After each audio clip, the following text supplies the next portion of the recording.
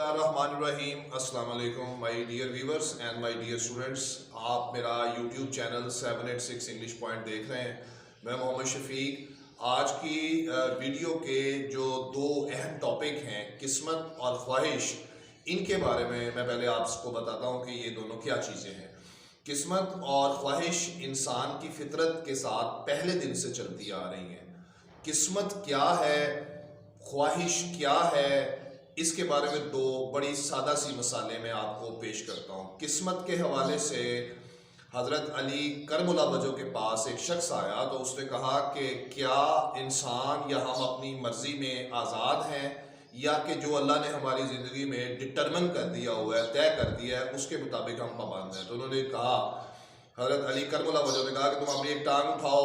उसने टांग उठाई, फिर कहा दूसरी टांग उठाओ। तो उसने कहा जी दूसरी टांग मैं कैसे उठा सकता हूँ। तो इससे बात वाज़े हो गई कि इंसान अपनी मर्ज़ी में, अपने इरादे में 50% आज़ाद है और 50% वो अल्लाह की मर्ज़ी का पाबंद है। ये तो बात क्लियर हो गई कि किस्मत जो है वो इंसान के साथ हर वक्त जुड़ी हुई है और किस्मत अल्लाह की मर्ज़ी, अल्लाह का इरादा है। अच्छा, ख्वाहिश या जो है उसके बारे में एक शायर का बड़ा खूबसूरत शेर है मिर्ज़ा असदुल्लाह खान गालिब का, वो मैं आपसे शेयर करता हूँ कि हज़ारों ख्वाहिशें ऐसी कि हर ख्वाहिश पे दम निकले, बहुत निकले मेरे अरमां पर फिर भी कम निकले। ये दोनों टॉपिक्स जो है वो आज की हमारी स्टोरी के बेसिक दो कॉन्सेप्ट्स हैं। अब हम इस पे ख्वाहिश पे थोड़ा सा और देखते हैं कि ख्वाहिश जो है वो अच्छी भी होती है, ख्वाहिश बुरी भी होती है। अच्छी ख्वाहिश का अच्छा नतीजा होता है क्योंकि अच्छी ख्वाहिश आपको मोटिवेशन देती है, आपको हौसला देती है, आपको जुर्रत देती है, आपको विजन देती है, आपको आगे लेके जाती है। और जहाँ तक बात है बुरी ख्वाहिश की, तो बुरी ख्वाहिश आपके हौसले पस्त करती है, आपको जवाल का शिकार करती है, आपको नफरत और आपको बुरे अंजाम की तरफ ले जाती है।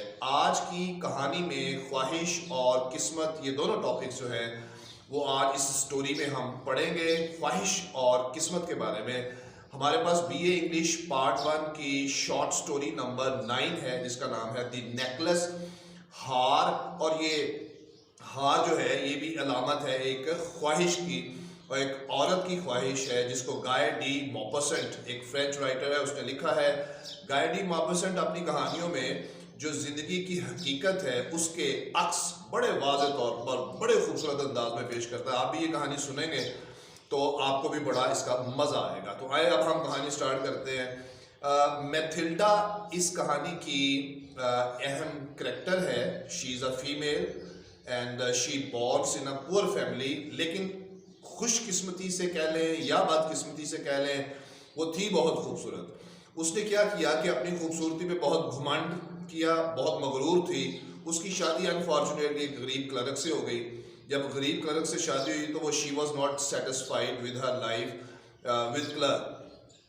तो क्या हुआ कि क्लर्क जहाँ काम करता था उसने वहाँ से एक दावतनामा लेके आया जो कि बहुत ही अमीर ख़ानदान में एक का दावतनामा था जहाँ पे अमीर लोगों ने आना था। तो उसने बीवी से कहा कि तुम भी चलो मेरे साथ। तो बीवी ने कहा कि मैं तो नहीं जा सकती, तुम ये दावतनामा किसी और को दे दो। उसने कहा वो क्यों? उसने कहा देखो मैं इन गरीब से कपड़ों में कैसे जाऊंगी वहाँ पे। तो उसके शोहर ने कहा कि चलो मेरे पास कुछ पैसे हैं। उसका शोहर बेसिकली एजुकेशन डिपार्टमेंट में काम करता था। तो उसने कहा मेरे पास कुछ पैसे हैं, एक अच्छा सूट ले लो।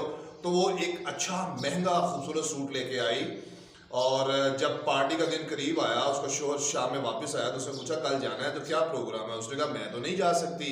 उसने कहा वो क्यों? उसने कहा मेरे पास तो ज्वेलरी नहीं है। तो उसके शोहर सोच में पड़ गया कि यार इसके लिए मैं ज्वेलरी का इंतजाम कहाँ से करूँ। उसने कहा तुम खूबसूरत फूलों का हार पहन के चली जाना। उसने इनकार कर दिया। तो basically she wants to spend her life with rich people, she has a desires to spend a royalish life, right. तो फिर क्या हुआ कि उसके शोहर ने उसको कहा कि तुमने मुझे बताया था कि तुम्हारी एक सहेली है मैम फॉरेस्टर, ये थोड़ा पास ही रहती है, तो तुम उसके पास चली जाओ और उससे कुछ ज्वेलरी उधार ले आओ।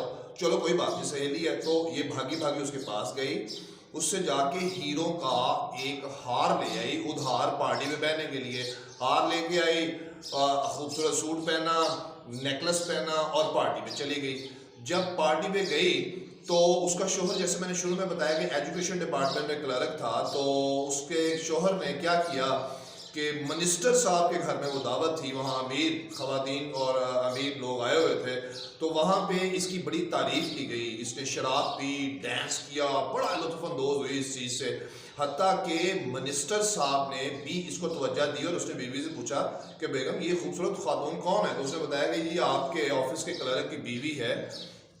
तो यानी मिनिस्टर भी उससे मुतासर हुए बगैर ना रह सका। तो मैटिल्डा सातवें आसमान पर थी अपनी खूबसूरती की जीत में और अपने लिबास की जीत में और अपने हुस्न की जीत में। तो उसके शौहर ने अंदाज़ा लगा लिया कि मेरी बीवी जो है वो तो असल में अमीराना ज़िंदगी गुजारना चाहती है। खैर सारी रात इंजॉय करने के बाद जब सुबह वापसी का वक्त आया तो मैटिल्डा जो थी उसकी बीवी, उसके जहन में आया कि मैं तो घर से लेके आई हूँ हल्की फुल्की सी चादर, और जो ख़वातीन बहुत कीमती चादरें सुबह उठेंगी तो लेंगी तो मेरी सारी रात की खूबसूरती मांग पड़ जाएगी, ज़ीरो हो जाएगी।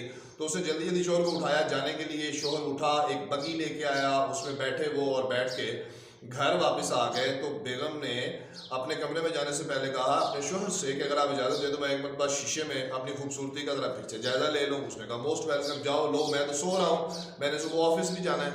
तो उसने जब अपनी चादर उतारी तो देखा तो उसका हार नहीं था। यहाँ पे उसकी ख्वाहिश की एक पूरी तकमील हमें नजर आ गई कि उसका नेकलेस कहीं गुम हो गया था। उसका शोहर उठा, भागा, दौड़ा, इधर उधर गया, देखा, टैक्सी स्टैंड पे देखा, बग्गी में देखा, नंबर तलाश किए, कई दिन तक उनको वो हार ना मिला। बिलाखिर उनकी बदकिस्मती स्टार्ट हो गई। वो कैसे कि उनको वो घर बेचना पड़ा।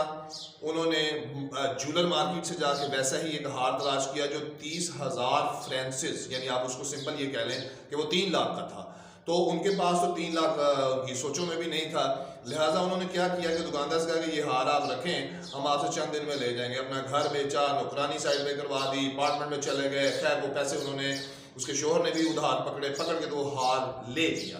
लेके मैटिल्डा ने अपनी सहेली को वापस कर दिया और उसके दौरान खत भी लिखा कि तुम्हारा जो हार है वो बेसिकली उसकी पिन टूट गई है तो मैं ठीक करवा के तुम्हें दे दूंगी। खैर हार वापस किया और उसके बाद उसकी किराए की के घर में मैटिल्डा की ज़िंदगी एक इंतहाई बदकिस्मती की, इंतहाई गुर्बत की ज़िंदगी शुरू हो गई। हुआ क्या कि मैटिल्डा अब अपने घर को खुद साफ करती थी, तपड़ियाँ लगाती थी, बर्तन धोती थी। उसका चेहरा, उसके हाथ, उसकी सारी खूबसूरती, 10 साल तक उसने ये थोड़े थोड़े पैसे इकट्ठे करके तो वो सारे पैसे जमा किए। जमा करने के बाद तमाम का तमाम जो कर्जा था वो वापस किया। खूबसूरती भी गई, अल्लाह ने औलाद भी नहीं दी, उसका शोहर भी बूढ़ा हो गया। और आखिरकार एक दिन मैटिल्डा ने कहा कि आप ऐसा करें, 1 किलो मुर्गी का गोश्त लेके आए, मैं बिरयानी बनाती हूँ, तो कहीं किसी पार्क में चलते हैं, चलें। अब कर्जा तो उतर गया है, अल्लाह का शुक्र है हमारी जान छूट गई है। तो इस मौके पे वो एक पार्क में बैठे खाना खा रहे होते हैं तो मैटिल्डा की नज़र पड़ती है मैडम फॉरेस्टर पे। उसके पास जाती है, उसे कहती है कि मैम फॉरेस्टर, मैं तुम्हारी सहेली मैटिल्डा। और मैम फॉरेस्टर उसको पहचानती नहीं है। तो मैम फॉरेस्टर कहती है कि मैं तो आपको जानती नहीं। वो कहती है मैं तुम्हारी सहेली मैटिल्डा, मैं तुमसे हार उधार लेके गई थी और तो तुम्हें याद नहीं है। उसने कहा 10 साल का अरसा गुजर गया, मुझे सही तरह से याद नहीं है। आखिर हुआ क्या कि मैटिल्डा ने, मैम फॉरेस्टर ने मैटिल्डा से पूछा कि तुम्हें हुआ क्या, तुम बूढ़ी क्यों हो गई हो। उसने कहा तुम्हारी वजह से। मैम फॉरेस्टर ने कहा मेरी वजह से तुम कैसे बूढ़ी हो गई हो। उसने कहा याद करो तुमसे हार लेके गई थी, वो हार गुम हो गया और फिर मैं इतने पैसे देने के काबिल नहीं थी हार के, तो मैंने फिर वो घर बेचा। सारी स्टोरी उसको सुनाई। तो मैम फॉरेस्टर ने अपना सर पकड़ लिया। उसने कहा मैटिल्डा, मेरी प्यारी मैटिल्डा, जो हार मैंने तुम्हें दिया था वो हार तो बुनियादी तौर पर 20 से 25 रुपए का जाली हार था। It was a fake necklace. ये तुम क्या कह रही हो। मैटिल्डा ने वहां सर को पकड़ा और बेचारी का रो रो के बुरा हाल हो गया। और होना भी क्या था, यही होना था। बिलाखिर यहाँ पे ये स्टोरी इख्तिताम पजीर होती है। मैटिल्डा की अपने शोहर के साथ मुतमिन ना होने की ख्वाहिश और अमीर लोगों में ज़िंदगी गुजारने की ख्वाहिश का नतीजा क्या निकला, बुरी ख्वाहिश का नतीजा आपके सामने है। और दूसरा, किस्मत जब देखती है कि कोई शख्स अपने हालात में कनात पसंदी या अतात पसंदी या अपने आप को उस चीज़ के साथ जो अल्लाह ने उसको दी या मुतमिन नहीं है, तो किस्मत उसको आखिरकार किसी न किसी ऐसे चक्कर में फंसा देती है, उसको सिखाने के लिए कि cut your coat according to your cloth. हमेशा अपना कोट उतना काटें जितना आपके पास कपड़ा है। मतलब कि आप अपनी औकात से बाहर निकलने की कोशिश मत करें। आप अपनी औकात से बाहर निकलेंगे तो आपको बहुत नुकसान होगा। ये थी हमारी आज की ख्वाहिश और किस्मत के हवाले से एक स्टोरी। बीए इंग्लिश पार्ट 1 की ये शॉर्ट स्टोरी नंबर 9 थी। बीए इंग्लिश, बीएससी इंग्लिश, तमाम इंग्लिश के सब्जेक्ट्स जो हैं Sargodha university, Punjab university, Faisalabad universities की तमाम lectures, critical appreciation, summaries or questions are available in the playlist of my channel. Nice to see you, meet you. I hope कि आप समझ गए होंगे इस स्टोरी को. इंशाल्लाह see you next time in the next video. अपना ख्याल रखें, खुश रहें. अस्सलाम वालेकुम व रहमतुल्लाहि व बरकातहू.